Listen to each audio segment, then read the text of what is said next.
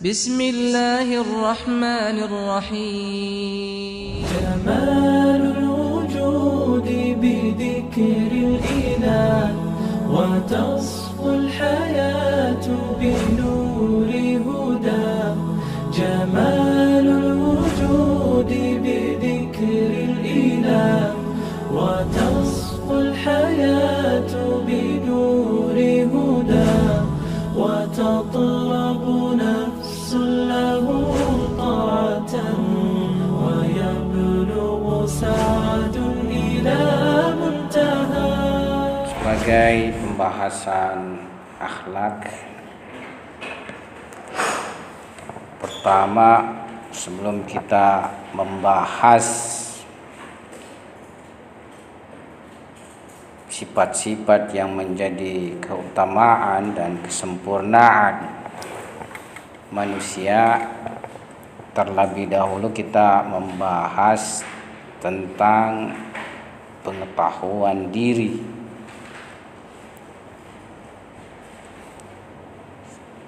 Sebab tentunya yang pertama yang perlu kita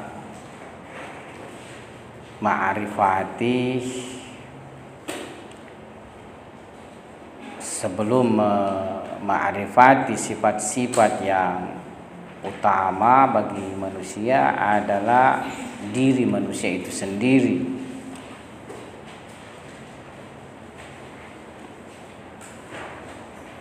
Karena itu pengetahuan nafs sangatlah menjadi dasar bagi pengetahuan akhlak.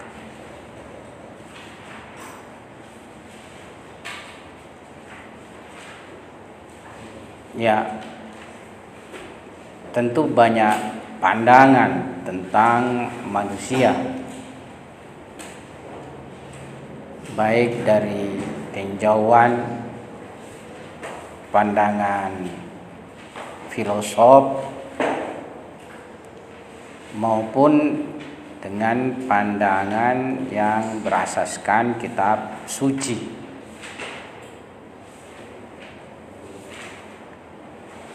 Yang jelas manusia memang suatu maujud yang sangatlah tak diketahui.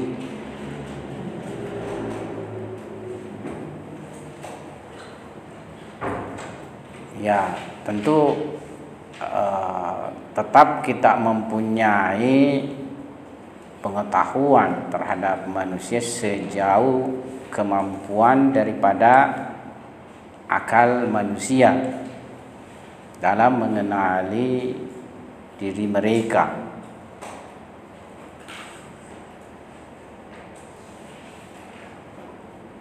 Kalau pandangan filosof materialis sudah jelas, mereka memandang manusia berdimensi materi saja, karena mereka tidak menerima sesuatu di luar daripada materi. Karena itu materi sebagaimana ia senantiasa mengalami perubahan dan menuju kepada kehancuran, demikianlah manusia.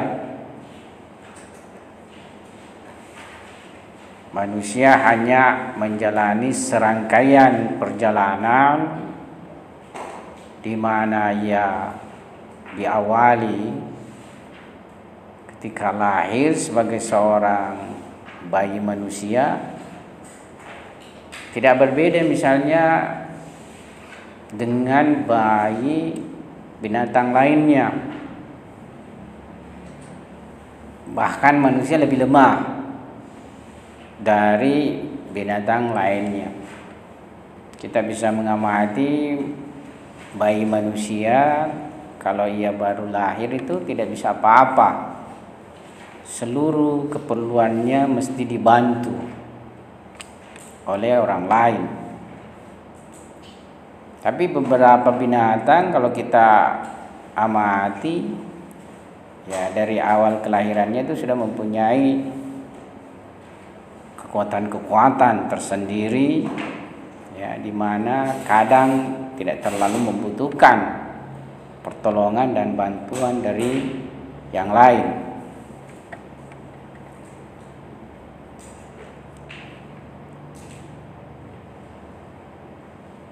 Makanya Al-Quran pun mengisyaratkan tentang kelemahan manusia ketika ia sejak awal lahir,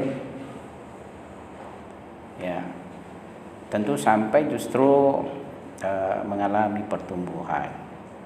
Al-Quran menyatakan khuliqal insanu dha'ifa, diciptakan insan, manusia itu diciptakan dhaif. Dhaif artinya lemah.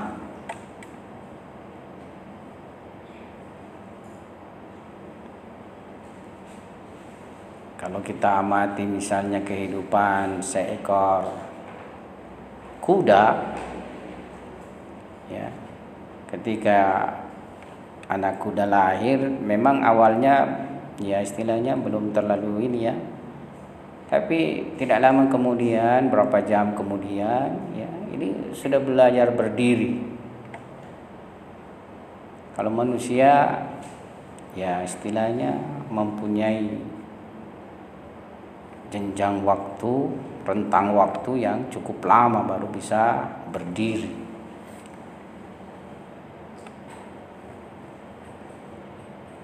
Ya, jadi kaum materialis cuma berpandangan manusia hanya lahir, mengalami pertumbuhan sebagaimana binatang, cuma mempunyai kelebihan pikirannya lebih bisa menciptakan alat-alat bagi kebutuhan kehidupannya.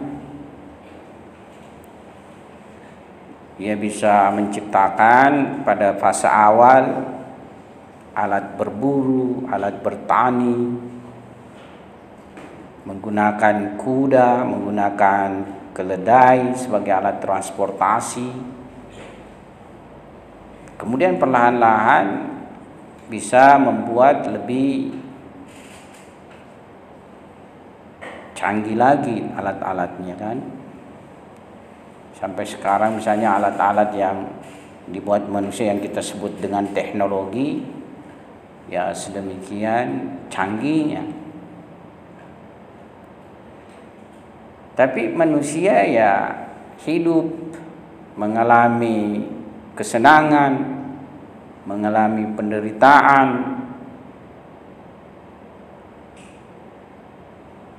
waktu silih berganti hari demi hari, ya usianya semakin bertambah tahun demi tahun sampai mencapai usia tua. Kalau dia misalnya bisa sampai usia tua dan mati. Mati tidak ada lagi karena hanya terdiri dari materi saja.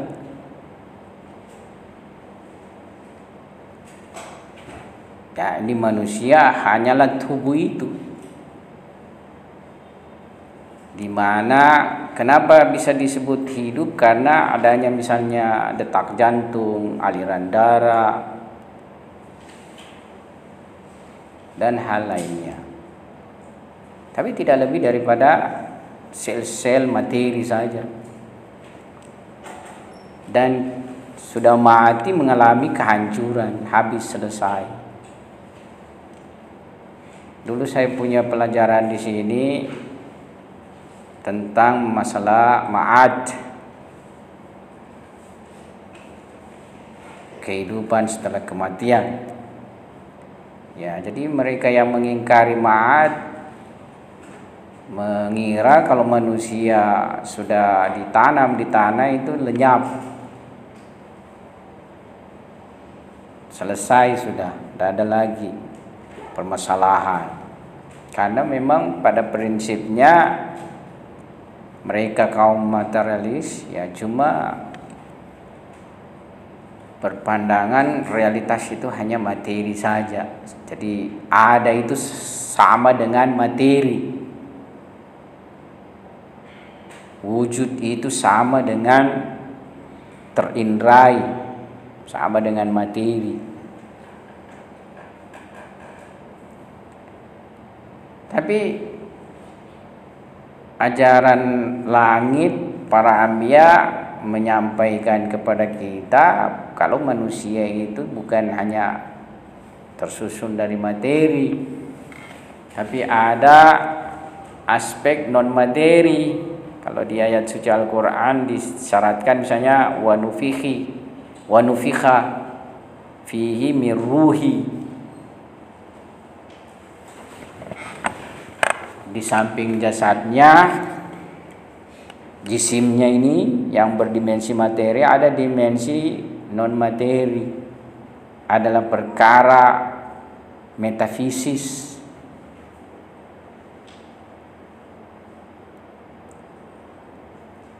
Di mana pengetahuan dan pengenalan manusia terhadap dimensi metafisis dan non materinya ini tidak seperti pengenalan manusia terhadap badan atau tubuh materinya. Ilmu kedokteran misalnya yang subjek pembahasannya adalah badan manusia dari aspek sakit dan sehatnya, sedemikian majunya dan sedemikian keahlian itu bersifat semakin juz'i, partikular, sampai tubuh manusia itu dibagi-bagi. Setiap bahagian manusia ada ahlinya kan? Ya. Ada ahli telinga, ada ahli hidung, ada ahli mata, ahli otak, ahli tangan, ahli tulang, ahli kandungan. Yang lucunya banyak dokter laki-laki ahli kandungan. Ada tuh di perempuan, tapi banyak biasanya laki-laki ahli kandungan. Jadi sedemikian pengetahuan manusia terhadap jisimnya, ya sudah dibagi-bagi dan sudah sangat ahli setiap orang terhadap bahagian tubuh manusia. Ya.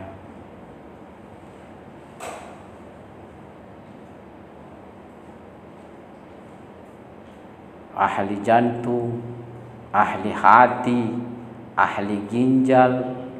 Ya, sedemikian terbagi-bagi sudah. Cuma kalau sekiranya dikumpulkan semua ini ahli, ya, baru kita bilang buat manusia. Kamu misalnya buat ginjalnya, kamu buat hatinya, kamu buat otaknya, kamu buat matanya, kan tidak bisa ya. Ya. Sekiranya ruh itu materi, bisa kita temukan, bisa buat ruh, kita buatkan misalnya ruh batu itu, batu bisa hidup, ya. Biar misalnya ilmuwan Barat, ilmuwan Amerika, ilmuwan Cina menguasai badan manusia, toh?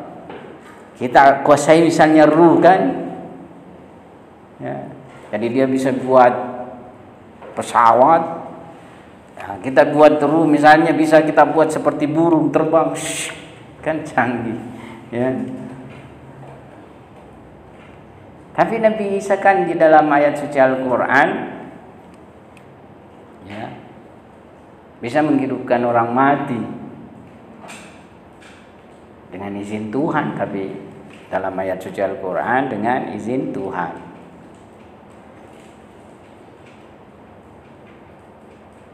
Beliau juga membuat burung dari tanah. Ya, kalau tidak salah itu ayat suci Al-Quran. Kemudian tiupkan ruh, terbang burungnya.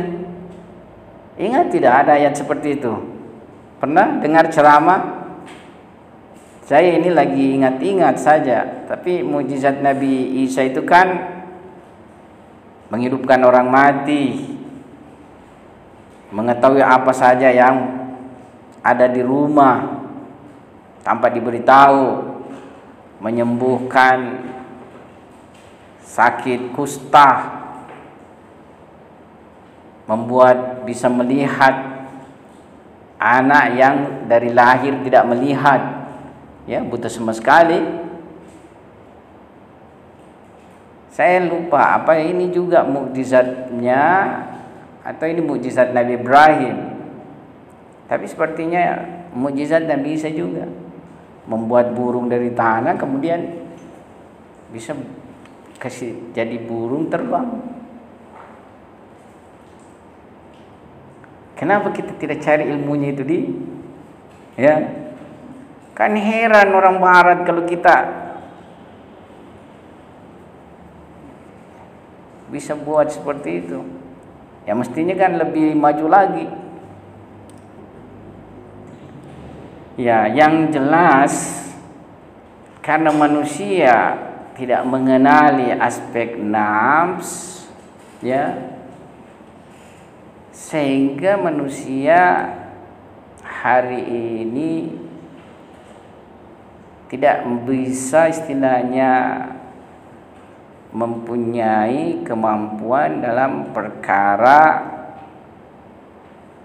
di luar daripada perkara alam materi. Ya, dan pengetahuan terhadap nafs meskipun sedikit tapi luar biasa.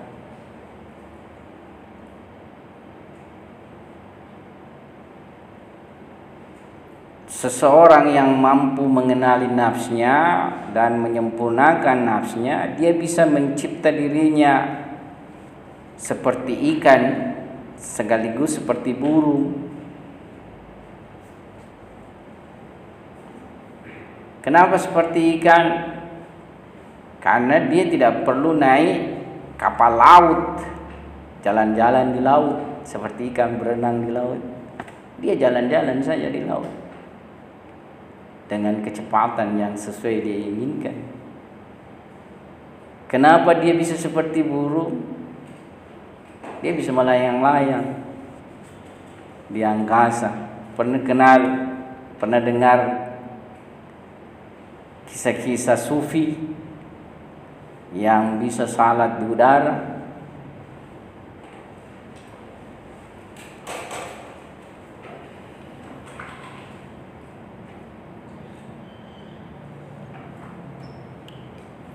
Dan bisa memindahkan istana Ratu Balkis, kan? Istana Ratu Balkis itu sedemikian besar, megah. Dalam Al-Quran Nabi Sulaiman berkata, ya, kenapa ini Hudhud tidak datang? Kalau dia tidak punya alasan, akan dihukum dia, akan dihukum mati. Tidak lama kemudian Hudhud pun datang. Ditanya, kenapa kamu terlambat hadir atau tidak hadir? Burung Hudhud bilang, saya melewati sebuah tanah kekuasaan di mana di sana masyarakatnya menyembah matahari dan dipimpin seorang perempuan namanya Ratu Balkis, ya.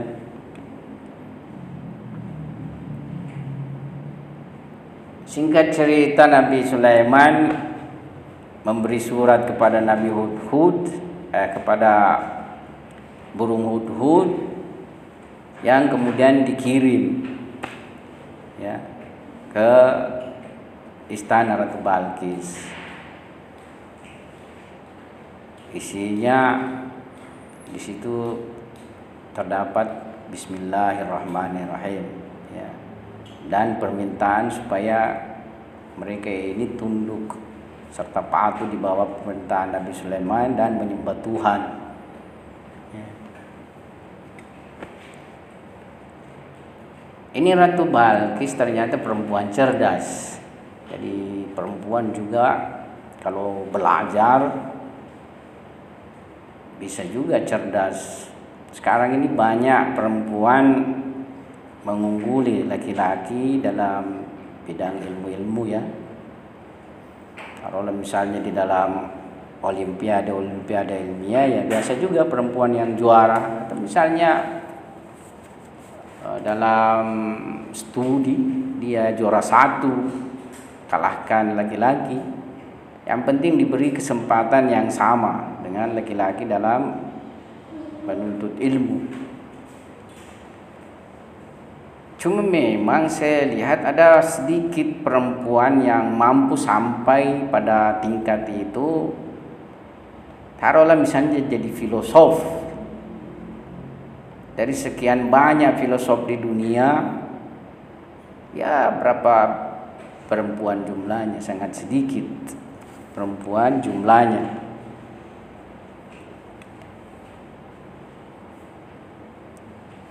Nah, jadi Ratu Balqis bermusyawarah kan sama para pembesarnya. Apa yang kita lakukan ini terhadap suratnya Nabi Sulaiman? Kalau kita misalnya menolak permintaannya, tentu dia berperang dengan kita. Dan kalau kita berperang ya kalau kalah pasti menjadi hina. Dan ya Ratu Balqis tahu bahwa kekuatan Nabi Sulaiman sungguh luar biasa. Tapi para ini penasehat-penasehatnya yang istilahnya laki-laki bilang kita ini juga adalah kaum yang kuat. Kita mempunyai kemampuan, kita juga besar.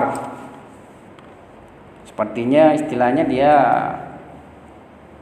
ya mau berperang saja dengan pasukan Nabi Sulaiman. Tapi si Ratu Balqis mengambil kebijakan begini saja. Kalian saya utus bawa upeti kepada Nabi Sulaiman. Dengan itu mungkin dia akan istilahnya apa lagi? Berbalik ya. Berbalik rencana. Berbalik rencana untuk menyerang kita. Seperti ini. Ya, sekarang ini lagi. Jadi kan kalian sudah tahu kalau Israel itu ya berapa hari ini dia membunuh pemimpin Hamas ya, Ismail Haniyah. Di samping itu dia juga membunuh orang kedua dari Hizbullah. Siapa lagi namanya? Itu dia Sayyid Fuad, kalau tidak salah ada Fuadnya.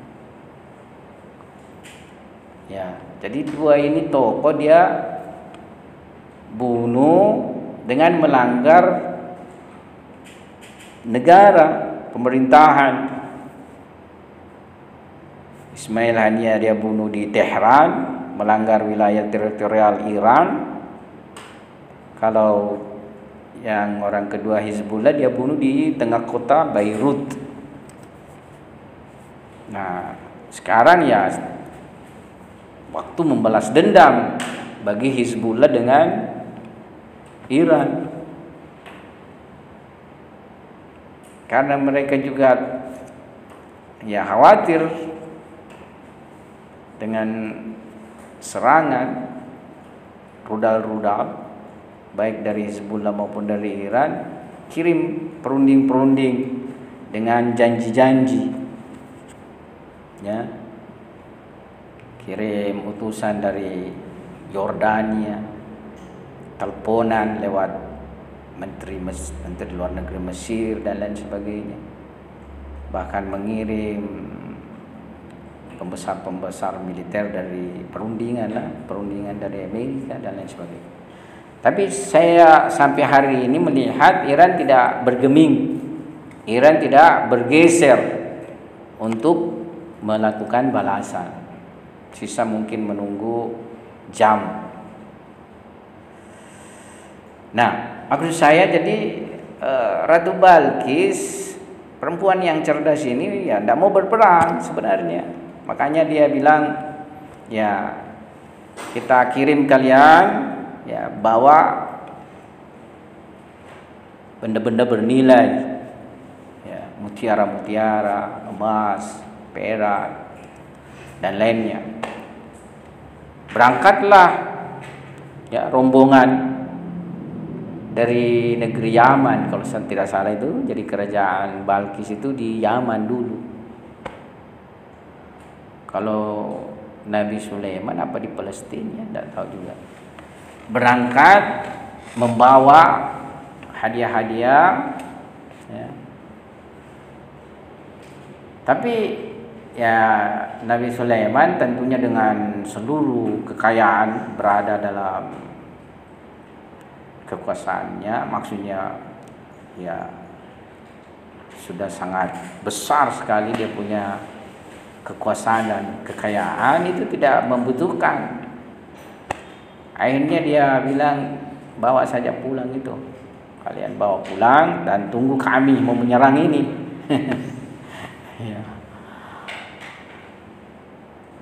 Akhirnya kalau tidak salah Ratu Balkis sendiri yang menyatakan diri mau datang, ya. Mau datang ke istana.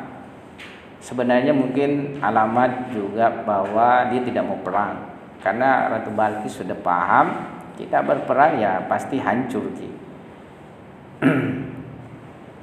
Nah, ketika sudah ditahu mau datang, Nabi Sulaiman kemudian dalam sebuah rapat dengan para pembesar-pembesarnya berkata, siapa yang bisa datangkan istananya Balkis? Ya, ada di situ di majelisnya seorang petinggi jin, ketua jin lah, petinggi jin. Dia bilang, saya akan datangkan sebelum berdiri. Jadi dalam waktu sekejap itu berdiri sudah datang itu istana, ya. Tapi ada lagi seorang manusia yang tahu sebagian dari kitab. Dia berkata, saya datangkan sekedipan mata, ya. Jadi lebih cepat lagi. Kedip mata cepat begini kan, berdiri kan masih ada rentang. Nah, ya, jadi manusia ini kalau ilmunya tinggi melampaui kekuatan jin. Ya, jadi inilah manusia yang akhirnya disepakati oleh Nabi Sulaiman untuk datangkan kerajaan itu, Ratu Balkis, ya. Sekejap mata datang kerajaan itu, istana itu. Dan ketika Ratu Balkis sampai, ada di sini istanaku, ya. Heran dia, ditanya dia, apakah ini istanamu? Dia bilang sepertinya. Ya, dia bingung juga seperti. Tapi pada akhirnya Ratu Balkis yang cerdas itu beriman, ya, beriman kepada Tuhan Nabi Sulaiman, beriman dan meyakini kenabian Nabi Sulaiman. jadi tidak jadi perang. Ya, jadi perempuan kalau cerdas begitu juga hasilnya. Ya. Nah, ini kemampuan ruh, kemampuan nafs seperti yang dimiliki yang mendatangkan Istana Ratu Balkis ini. Namanya Yosef kalau tidak salah. Osef namanya. Osef. Ya. Sebenarnya Osef ini dari aspek tinjauan teologis dia itu wasinya nanti Nabi Sulaiman. Jadi kalau Nabi Sulaiman meninggal, dia yang menjadi wasi. Ya. Nabi-nabi itu kalau dia meninggal ada wasinya, ada yang menerima ajaran. Ya. Jadi mengenal nafs ini salah satu dimensi dalam dasar terhadap akhlak atau ilmu akhlak. Karena ilmu akhlak berbicara tentang bagaimana nafs manusia yang mempunyai ikhtiar ini, ya, iradah ikhtiar ini dalam perbuatan memilih, ya, perbuatan memilih sifat yang menyempurnakan dirinya, meninggalkan sifat dan perbuatan yang menurunkan derajatnya dari insaniyah. Kan pada nafs ini sesuai yang kita singgung pada pertemuan sebelumnya itu ada, kalau di yang sebelumnya itu ada 3 kita singgung. Pada tempat lain ada 4.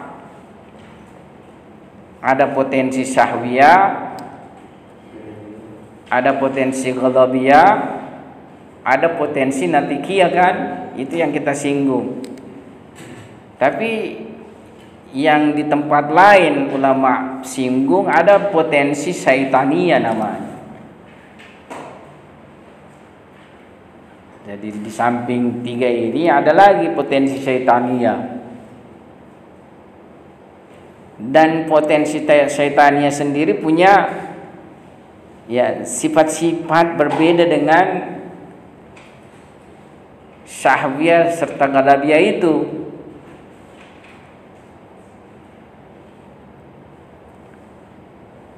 Kalau syahwiyah itu yakni berhubungan untuk ketertarikan kepada yang lezat-lezat, yang nikmat-nikmat.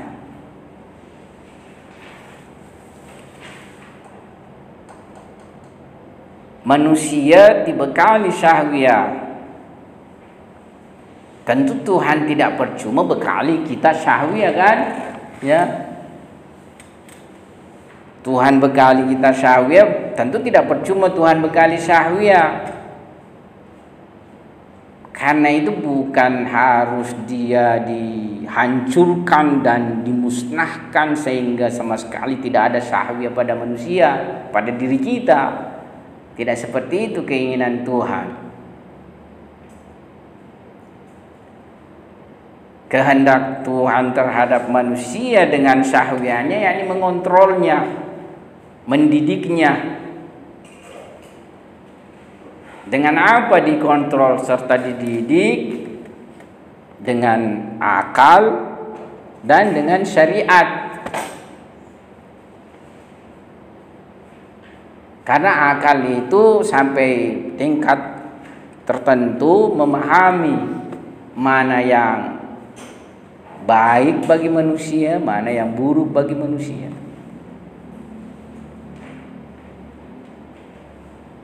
Karena itu banyak juga manfaatnya itu ilmu-ilmu yang tidak misalnya digali dari wahyu Tuhan, tapi dari akal. Makanya muncul ilmu gizi, ilmu apalah istilahnya.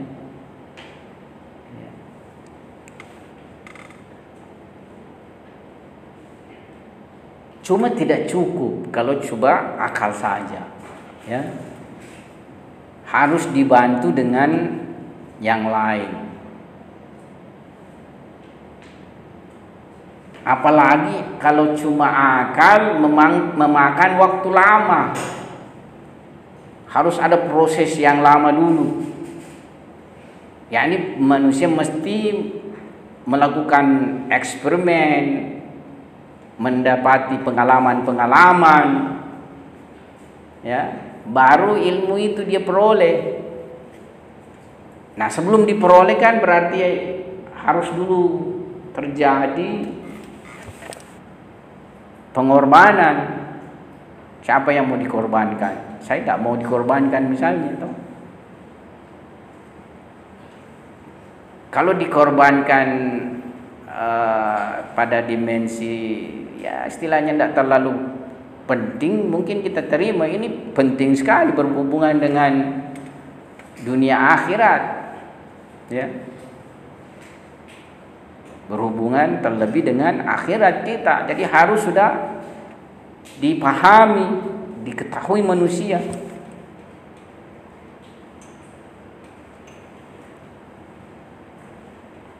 Dan jalannya cuma hanya lewat wahyu. Karena kalau dengan wahyu ya tidak perlu manusia melakukan penelitian, pengalaman dulu banyak yang mengalami gagal, lantas berhasil, tidak perlu. Tuhan sampaikan pada manusia pilihannya mengajarkan kepada manusia yang lainnya. Jalan pintas. Karena itu ya dengan akal tidak cukup, harus juga dengan wahyu.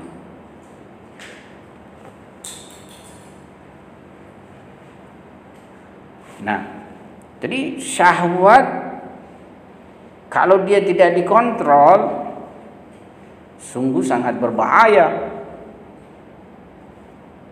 Kalau dia tidak dikontrol dengan akal serta dengan wahyu atau syariat, itu sangat berbahaya. Tidak ada syahwat manusia itu terpenuhi keinginannya kalau misalnya sudah sangat kaya raya atau sudah sangat berkuasa.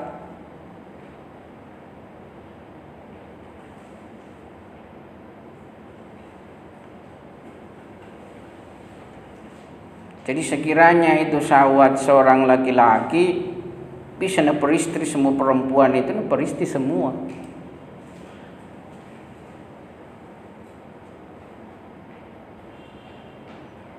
Itu syahwatnya.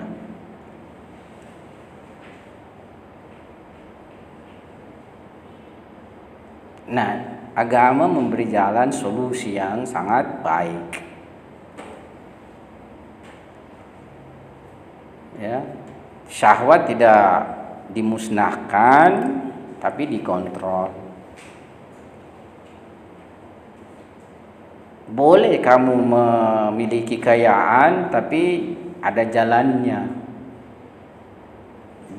Bukan dengan jalan menzalimi orang lain misalnya, bukan dengan jalan mencuri barang orang lain, merampok barang orang lain, tapi dengan jalan ya yang halal. Seberapa besar pun kamu bisa dapat, tapi jalannya halal.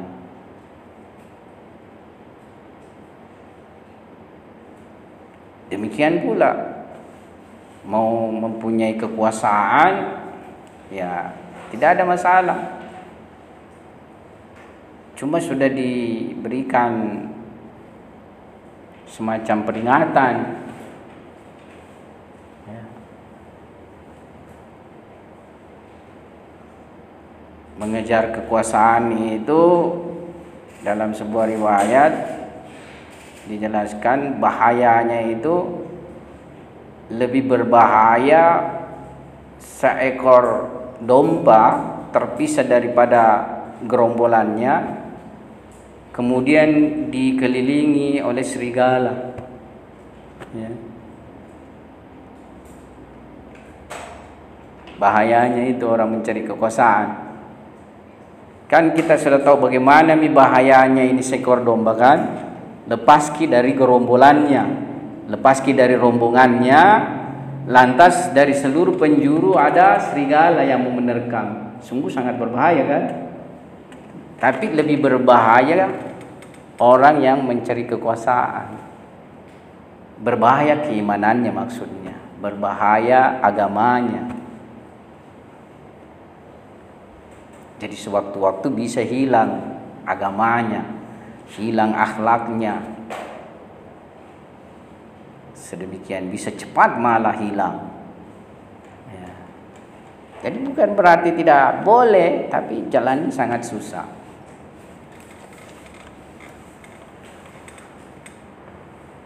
Jadi kita sudah mengenali ada syahwiyah, ada ghadabiyah. Jadi syahwiyah itu kenapa tidak boleh dimusnahkan?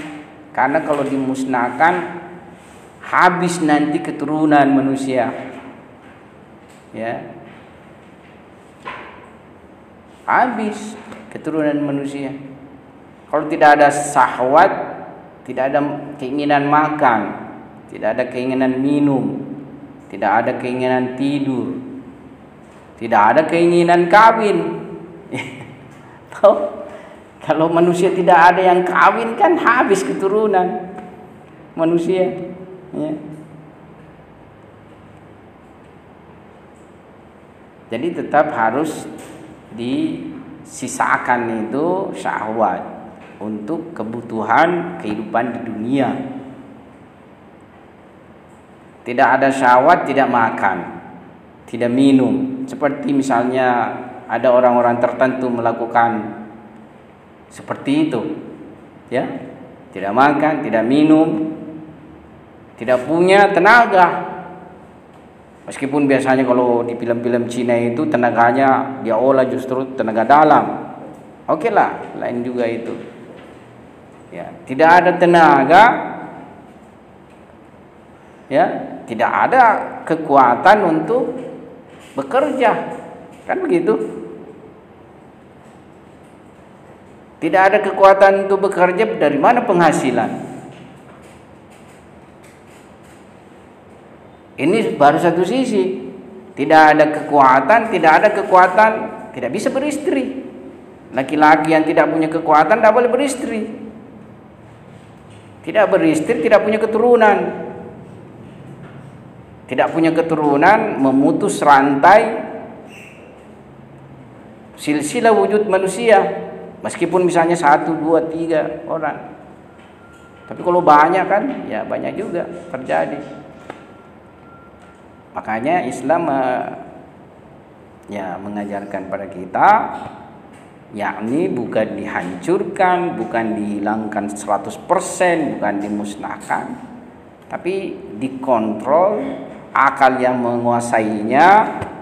Bahkan pada tingkat tertentu ada namanya tingkatan nafs mutmainnah. Bagaimana nafs tingkatan mutmainnah ini justru membawa nafs-nafs di bawahnya itu ya beribadah pada Allah Subhanahu wa taala, bertakarrub kepada Tuhan, ya. Jadi ini Islam mengajarkan sedemikian ya terhadap kesempurnaan diri. Ya, ada nafs ghadabiyah. Nafs ghadabiyah ini itulah yang membuat kita kadang marah. Ya. Kalau dia tidak juga diatur, dikontrol dengan akal, dikontrol dengan syariat, kadang manusia ketika marah ya kezaliman yang ia lakukan.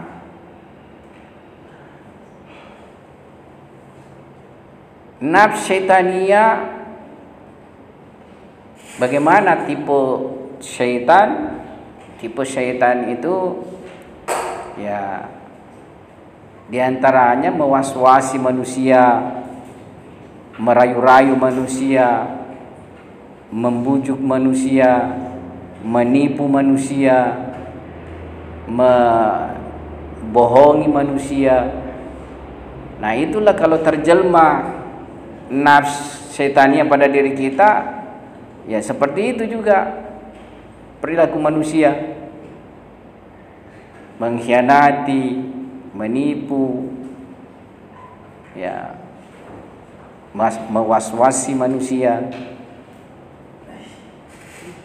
Dalam surah An-Nas, ya min syarril waswasil khannas alladzi yuwaswisu fi sudurin nas minal jinnati wan nas. Ya. Jadi jangan cari wujud setan itu cuma pada jin,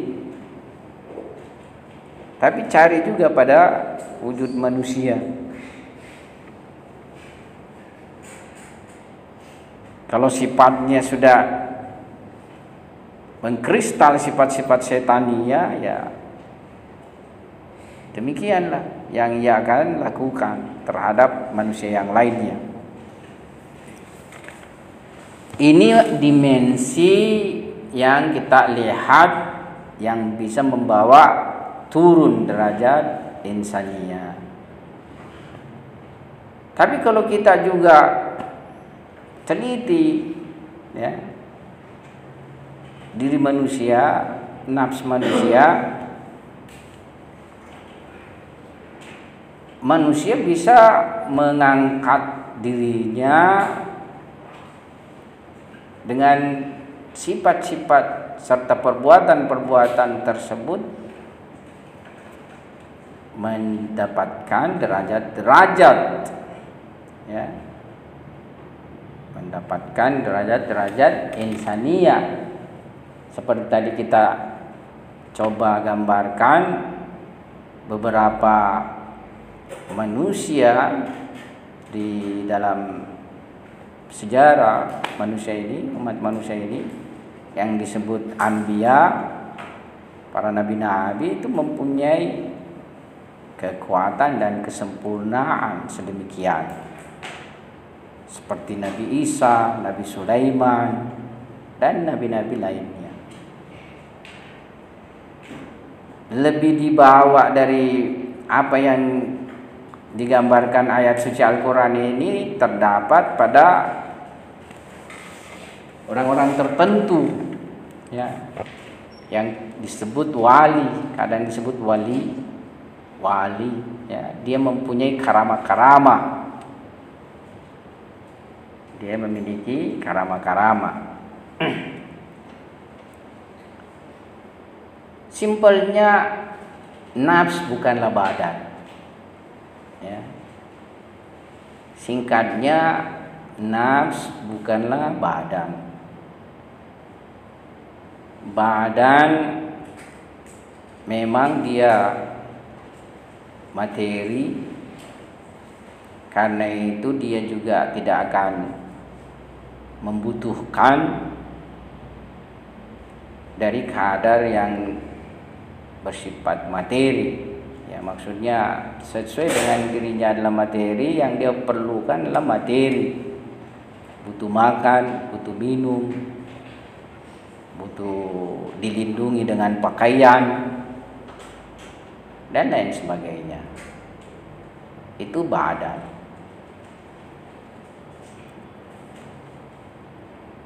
Nafs bukan itu kebutuhannya. Dia membutuhkan ilmu, membutuhkan doa, membutuhkan ibadah, membutuhkan berbagai sifat-sifat mulia dan sejenisnya. Terkadang juga diajukan pertanyaan, bagaimana membuktikan bahwa nafs bukan badan materi.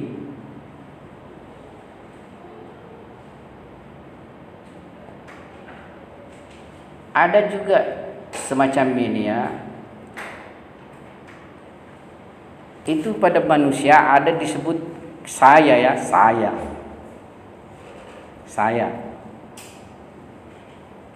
Saya ini bukan anggota badan ini. Kan begitu? Hah? Bagaimana menurut Anda?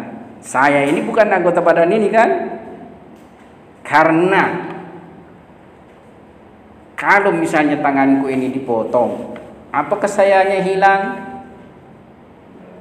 Tidak kan? Sekiranya misalnya ini tanganku dua ini dipotong, sayanya tidak hilang. Pahaku dua-dua misalnya dipotong, selagi misalnya bisa disebut hidup, sayaku juga tidak hilang. Kan begitu?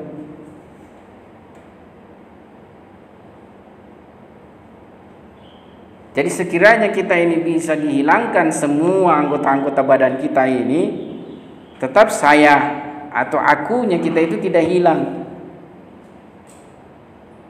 Makanya yang mempertahankan identitas kita itu sebenarnya bukan jisim kita, tapi akunya ini. Seorang bayi lahir dari seorang ibu, ya, pada masa pertumbuhannya itu terjadi selalu pergantian sel-selnya. Sementara badan atau jisim kita ini semuanya ini disusun dari sel-sel.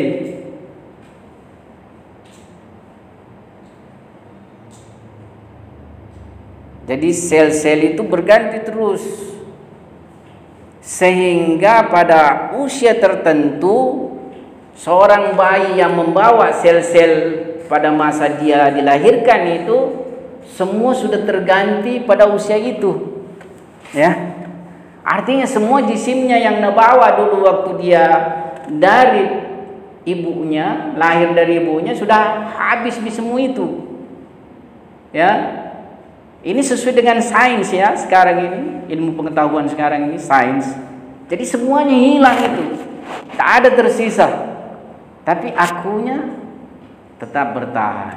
Dia tonji yang masa bayi itu tumbuh menjadi bayi bayi 2 tahun, 3 tahun, 5 tahun, pemuda dan seterusnya, tetap bilang mengaku, ya, saya itu yang dulu sana itu.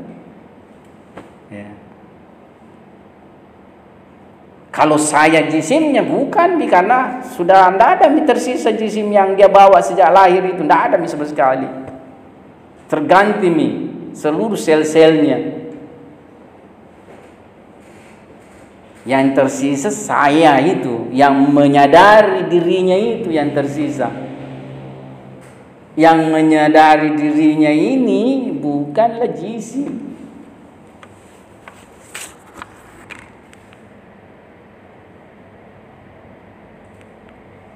Yang menyadari diri ini yang tidak hilang sama sekali, jisim badan materi itu jisim. Ada kan bila disebut olahraga jasmania, toh di sekolah-sekolah dulu itu jasmania jisim sama, yakni badan ini kita. Pendidikan jasmania, ya saya ingat dulu. Tak tahu kalau hilang nih kalian. Dulu waktu saya masih dipakai itu pendidikan jasmania, jisim. Itu salah satu dalil bahwa aku yang punya kesadaran, yang kemudian mempunyai pengetahuan, mempunyai pengenalan terhadap diriku dan di luar dari diriku, itu bukan badan, bukan jisimku. Dan karena dia tidak mengalami kehancuran, mengalami kemusnahan, maka dia bukanlah sesuatu yang materi.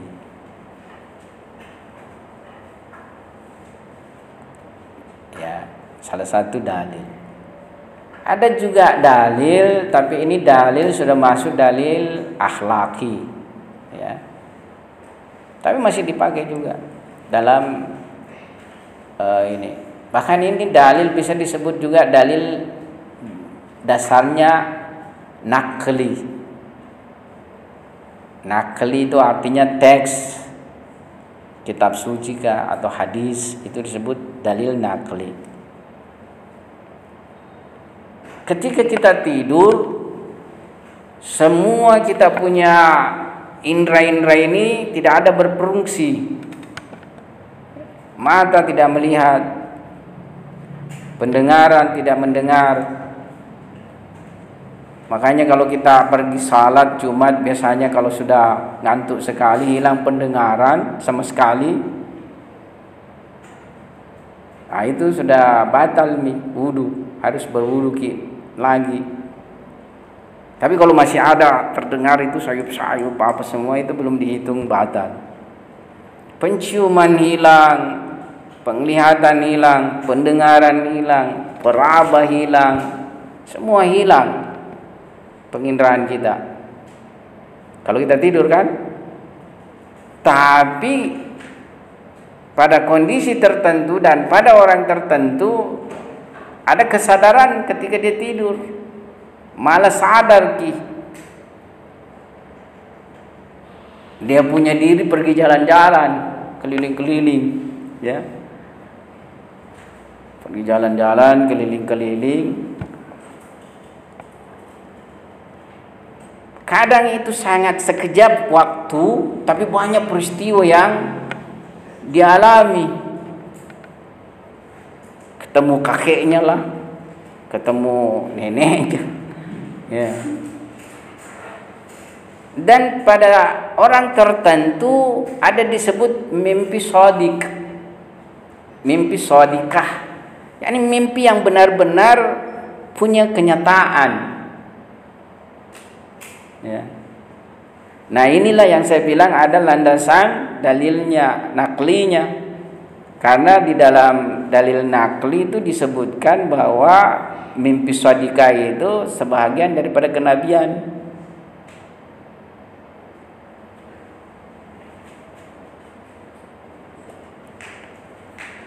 Ya, jadi dia mimpi misalnya bertemu dengan seorang yang saleh di tempat tertentu, di jam tertentu, ya. Dan itu terjadi sesudahnya mimpi itu. Persis apa yang di dalam mimpinya, ketemu orang salehnya itu, di tempat itu, di jam itu. Dan apa orang salehnya itu bilang sama dia, ya.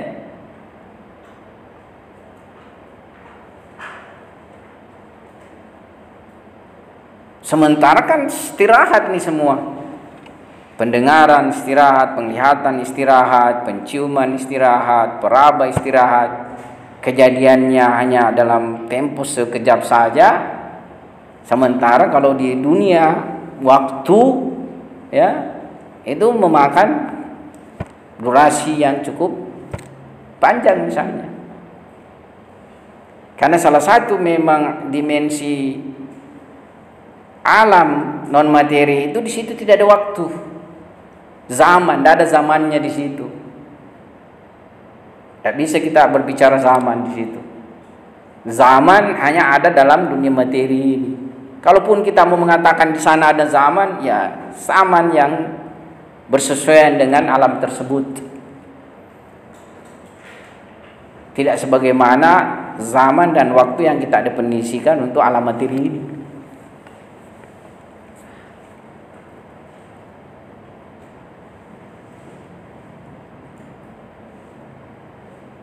Jadi itu salah satu juga dalil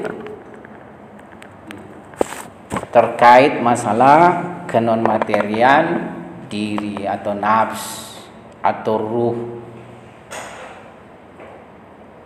Satu lagi saya ingin tambahkan,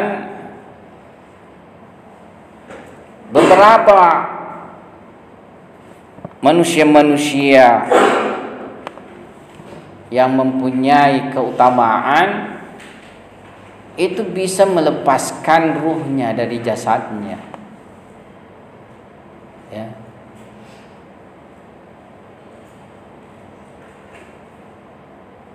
Jadi dia bisa melihat dirinya selain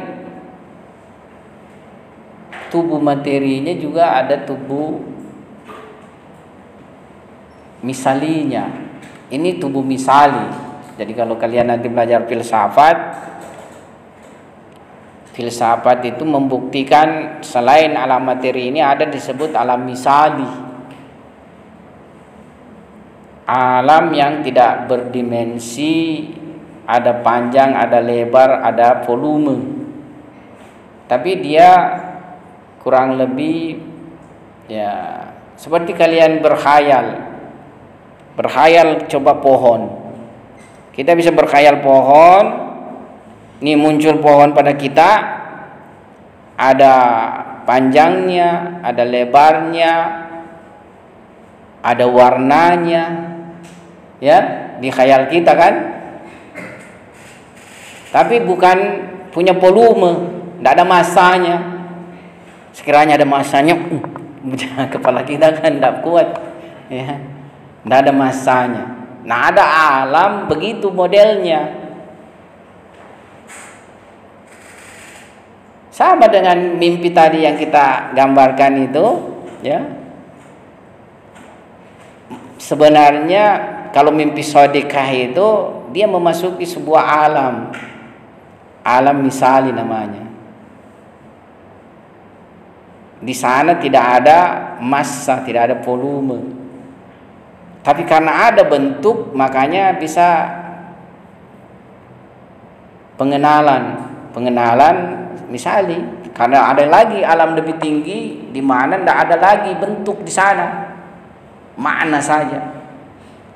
Tidak ada bentuk, makna saja. Alam lebih tinggi daripada misali. Ini beberapa kalian sudah belajar filsafat. Siapa ini? Ya.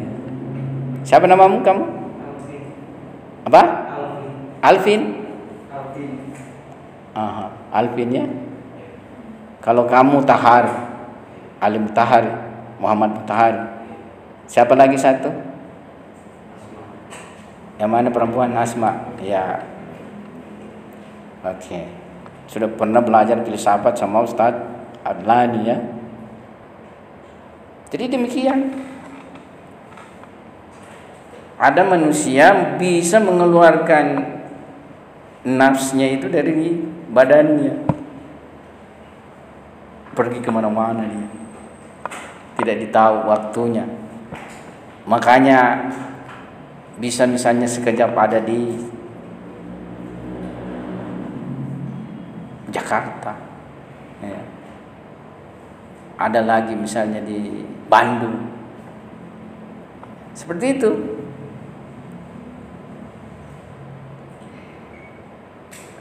Karena bukan lagi tubuh materi. Kalau tubuh materi terikat dengan alamnya materi.